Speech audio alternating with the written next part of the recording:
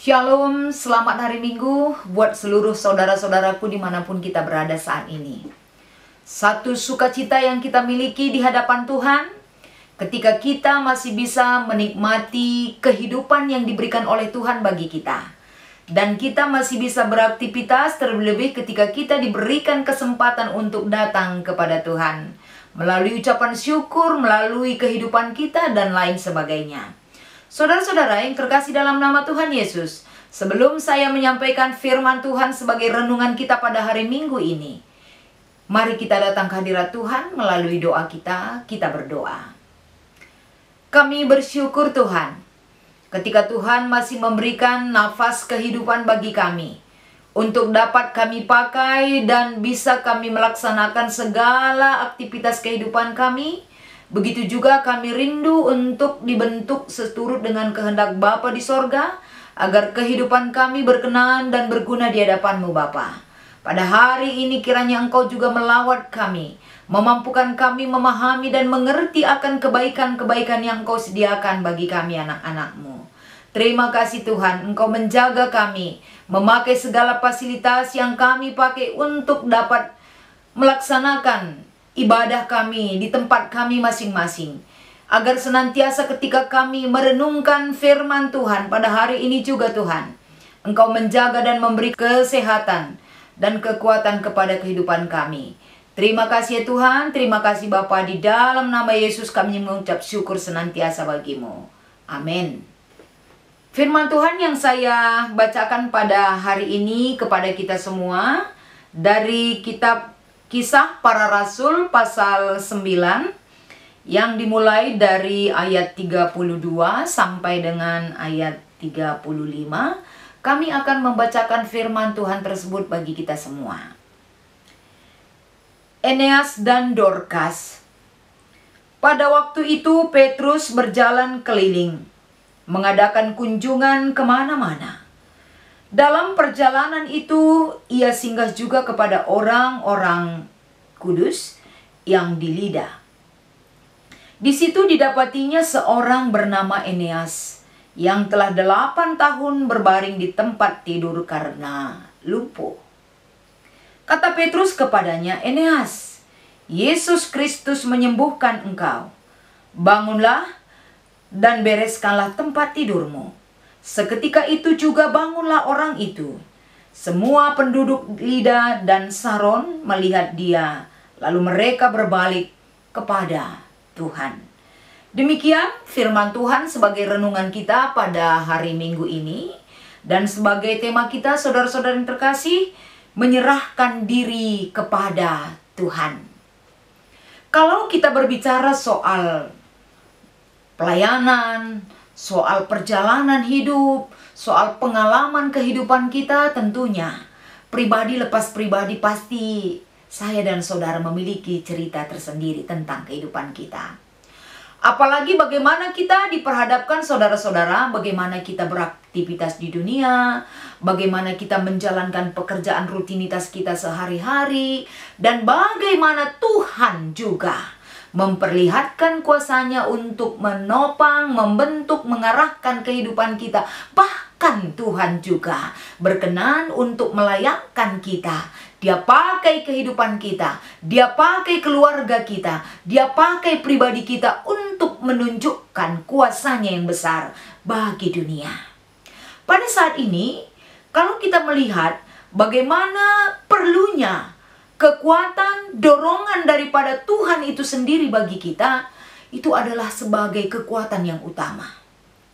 Apapun yang kita lakukan di dunia ini, bagaimanapun kita pintarnya, bisanya memanage segala kehidupan kita, mengatur kesehatan kita, membawa kehidupan kita untuk yang lebih baik, tapi betul-betul ada di situ prakarsa yang lebih besar, yaitu prakarsa dari Tuhan kita sendiri.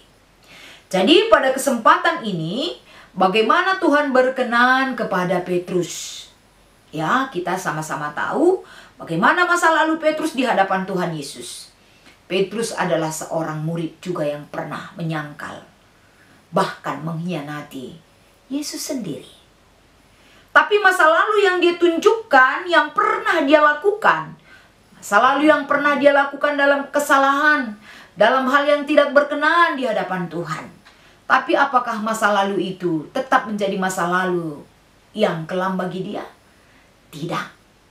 Petrus di dalam masa lalunya pernah menyangkal Yesus. Tapi masa kininya berdasarkan perikop renungan kita hari ini, dia menunjukkan bahwa dia sudah lahir baru kembali di hadapan Tuhan. Dia mampu menunjukkan bahwa dirinya betul-betul sudah dibentuk, sudah dibimbing, bahkan sudah diperbaharui oleh Roh Allah yang ada di dalam dirinya.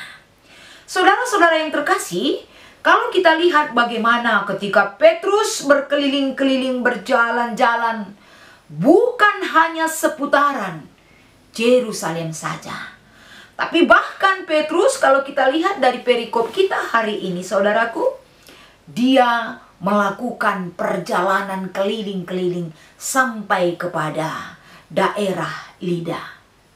Artinya, dia bukan hanya seputaran sekitar Yerusalem saja untuk memberitakan Injil kebenaran firman Tuhan.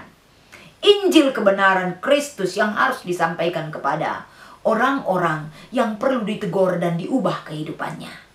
Tapi justru Petrus mulai keluar dari kebiasaan-kebiasaan yang sehari-hari dia lakukan. Dia sampai ke Lida.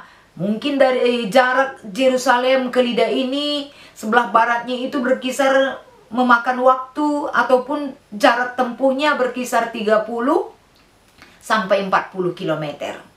Berarti dia sudah mulai keluar daripada kebiasaan pelayanan yang dia lakukan. Apa tujuannya? Satu tujuan yang Petrus lakukan di sini adalah yaitu mengadakan kunjungan-kunjungan kepada orang-orang kudus, kepada orang-orang yang perlu dikuduskan di dalam Tuhan. Salah satu yang dia kunjungi itu adalah yang bernama Eneas. Eneas tinggal di Lida. Ternyata Eneas sudah 8 tahun tidak bisa bangkit dari tempat tidurnya. Karena selama 8 tahun dia mengalami penyakit secara fisik, lumpuh, dan tidak bisa berjalan seperti orang normal pada khususnya.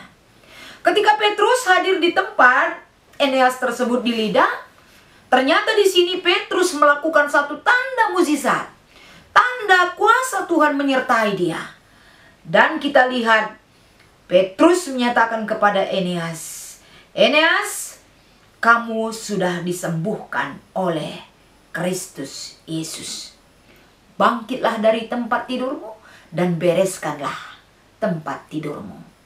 Tanda mukjizat yang pertama yang dilakukan oleh Petrus tersebut di Lida, saudara-saudaraku, bagaimana dia hadir dalam kunjungannya, di dalam pekerjaannya, di dalam pelayanannya, untuk menyatakan kuasa Allah itu berkuasa atas apa yang dia lakukan dan berkuasa terhadap orang yang percaya terhadap ajaran yang dia berikan tersebut.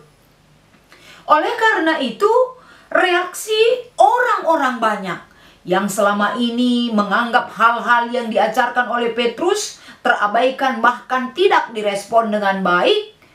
Ternyata orang banyak yang melihat apa yang dilakukan oleh Petrus membuat orang banyak berpaling kembali kepada Tuhan.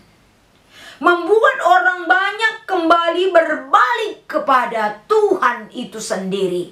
Karena selama ini mereka seturut dengan situasi apa yang ada dan apa yang mereka rasakan, mereka sudah banyak meninggalkan Tuhan. Oleh perkara-perkara kehidupan, oleh situasi kehidupan, ternyata banyak orang yang sudah meninggalkan Tuhan. Jadi kalau kita lihat pesan yang kita lihat dari perikop tersebut, salah satu yang perlu kita lihat di sini adalah bagaimana Roh Kudus memakai dan membentuk Petrus. Bagaimana Petrus juga menunjukkan kuasa Allah melalui Yesus Kristus. Sehingga orang yang sudah 8 tahun hanya melalui pertolongan Kristus, dia dimampukan untuk bangkit dan bisa berdiri dan berjalan kembali melalui kuasa Kristus yang menyertai kehidupannya. Sungguh dahsyat sekali bagaimana roh Tuhan bekerja atas Petrus.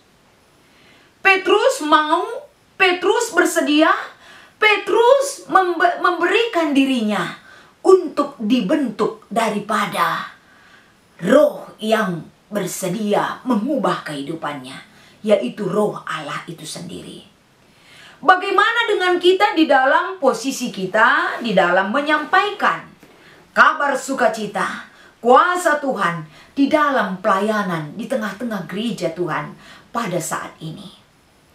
Ada 3 hal yang perlu kita imani, ataupun 3 hal tersebut yang mungkin akan kita kejar ke depan, agar berita keselamatan, berita pembebasan, berita sukacita yang berasal dari Kristus yang membawa dan menolong orang-orang yang tertaban dari segala penderitaan di dunia bisa dibebaskan. Salah satunya bagaimana gereja saat ini. Bagaimana gereja saat ini dalam situasi-situasi pandemik seperti ini. Kita sangat dibatasi sekali ruang gerak kita untuk dapat menyampaikan, bahkan bertemu, berkeliling-keliling. Karena memang situasi ini sangat mengikat kita. Tapi ketika Petrus memiliki kesempatan dan ada kesempatan untuk dapat dia lakukan, dia tidak sia-siakan kesempatan yang ada untuk dapat menolong orang banyak dan memperkenalkan Kristus melalui semua persoalan-persoalan orang yang dia jumpai. Pada saat ini juga saudara yang terkasih, bagaimana kita aktif, bagaimana kita memfasilitasi apa yang harus dilakukan oleh gereja itu sendiri, agar mereka atau gereja itu mampu menyebarkan, menyuarakan, memberikan rasa kepada orang lain untuk menyampaikan situasi kabar baik itu yang harus diterima oleh orang lain. Karena ini penting, karena ini memang yang dibutuhkan oleh dunia. Situasi ketakutan, situasi yang membelenggu kehidupan jemaat-jemaat Tuhan dimanapun berada. Tapi kita lihat bagaimana Petrus bisa membebaskan. Satu hal yang tidak bisa dilakukan oleh manusia, melalui kuasa Yesus Kristus turun atas orang yang bermasalah selama 8 tahun. Dia dinyatakan bebas dan sehat, mendapatkan sukacita dari Tuhan. Gereja itu harus bisa menyuarakan hal yang demikian dari pelayanan yang bisa dilakukan secara aktif. Jadi dalam pelayanan itu bukan hanya melulu berbicara soal administrasi gereja seperti yang dilakukan oleh Petrus, tapi Petrus turun lapangan untuk dapat mewujudkan apa yang dituntut daripada Tuhan itu sendiri di dalam kehidupannya. Jadi betul-betul seperti tema kita pada hari ini mengatakan menyerahkan diri kepada Tuhan. Petrus sudah menyerahkan dirinya kepada Tuhan. Bagaimana Tuhan membentuk, menyertai, dan menopang kehidupannya, sehingga dia bisa juga berguna untuk orang lain yang perlu dibebaskan kehidupannya. Yang kedua saudaraku, pada hari ini, kalau kita lihat bagaimana perhatian kita terhadap orang-orang yang berkebutuhan khusus. Orang lumpuh, betul-betul memang membutuhkan perhatian khusus. Mungkin saja keluarganya, mungkin saja orang-orang yang ada di sekitarnya sudah pernah memberikan bantuan ataupun memberikan dorongan, motivasi, baik secara finansial ataupun apa segalanya. Tapi dia tidak mendapatkan kebebasan dari itu. Eneas hanya bisa bebas ketika dia menerima Yesus dalam hidupnya. Itulah satu hal perhatian yang harus kita lakukan pada saat ini. Perhatian yang bisa menguatkan orang. Perhatian yang mungkin bisa mereka terima hanya dari perhatian anak-anak Tuhan, hamba-hamba Tuhan, gereja yang berfungsi. Dan yang ketiga saudaraku, gereja itu juga ternyata dituntut memiliki kuasa yang berasal dari Tuhan. Dan poin yang ketiga ini mungkin banyak orang mengatakan, kalau tidak ada tanda mujizat, apakah tidak ada Roh Kudus? Firman Tuhan hari ini mengatakan, di mana ada mujizat, di situ ada Roh bekerja. Ketika Roh itu bekerja, di situ ada mujizat Tuhan. Oleh karena itu, di dalam pelayanan, di dalam kehidupan kita, kalau Roh Allah ada pada kita, tentu mujizat Tuhan akan berkuasa. bagi kita semuanya. Bagaimana roh Tuhan itu bisa berkuasa atas diri kita semua, saudaraku? Marilah kita serahkan diri kita kepada Tuhan. Marilah kita berikan diri kita dibentuk oleh kuasa Tuhan. Sehingga sebagai renungan kembali kepada kita adalah, maukah kita dipakai dan dibentuk oleh roh Allah? Petrus katakan dia mau dan berikan dirinya. Bagaimana dengan kita saat ini? Dan yang kedua, saudaraku, maukah kita dipakai oleh Roh Kudus untuk menjalankan pelayanannya di dunia ini? Petrus katakan, saya mau. Bagaimana dengan kita semua? Apakah kita mau? Karena banyak sekali jiwa-jiwa yang haus akan pelayanan kita dan memperkenalkan akan kuasa Tuhan itu bagi orang banyak. Yang terakhir, bersediakah kita untuk dibentuk menjadi pribadi yang sesuai dengan kehendak Tuhan? Kalau Tuhan membentuk pribadi yang sesuai dengan kehendaknya, berarti kita bersedia untuk diproses menjadi orang yang berkenan di hadapan Tuhan. Apapun jawaban kita hari ini ditentukan oleh bagaimana kebersediaan kita dan kerinduan kita akan lawatan Tuhan mengubah kita semuanya. Terima kasih, Tuhan Yesus memberkati. Kiranya firman ini menguatkan kita semuanya. Kita berdoa. Terima kasih Bapa yang baik. Kiranya lawatan-Mu pada hari ini bagi kami menguatkan kami dan mampu membawa kami untuk menyerahkan diri kami sepenuhnya kepadamu. Bentuk kami seturut kehendak-Mu Tuhan, agar melalui kuasa Roh Kudus Tuhan, kami dimampukan seperti Petrus, mampu menunjukkan kuasa Kristus di dalam pelayanan-pelayanan yang akan kami lakukan. Berkati gereja-Mu Tuhan, berkati setiap jemaat-jemaat Tuhan dimanapun berada. Mampukan seluruh jemaat-jemaat Tuhan yang sakit, yang berbeban berat, perlu dibebaskan di dalam kehidupannya. Nyatakan bahwa gereja-Mu hadir untuk menyuarakan suara kebenaran-Mu. Terima kasih Tuhan Yesus. Terima kasih Bapa.